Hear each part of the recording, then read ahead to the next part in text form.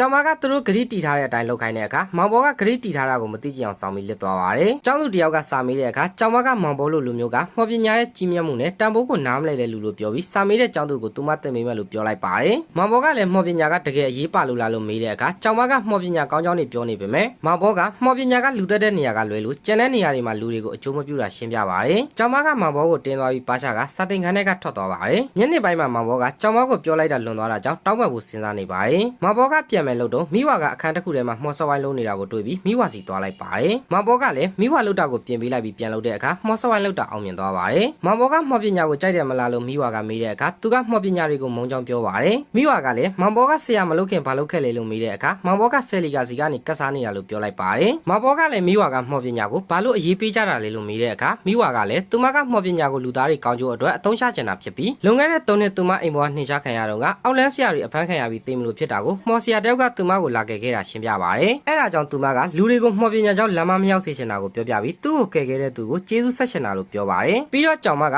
မော်ပညာကြောင့်သူ့အဖိုးနဲ့ရင်းနှီးခဲ့ရတာကိုပြောပြပြီးမောင်ဘောကကျောင်းမကိုတောင်းပန်မှုတောင်းဆိုပါတယ်။နောက်နေ့မှာတော့မောင်ဘောကတဒန်းလုံးရှေ့မှာကျောင်းမကိုတောင်းပန်လိုက်ပါတယ်။တောင်းပန်ပြီးရတဲ့မောင်ဘောကတဒန်းလုံးကိုအယူတွေလို့ခေါ်လိုက်ပါတယ်။မောင်ဘောကလည်းလျှက်စစ်ကာတာကို3ကာတာကနေ4ကာတာပြောင်းရင်ဘာဖြစ်မလဲလို့မေးလိုက်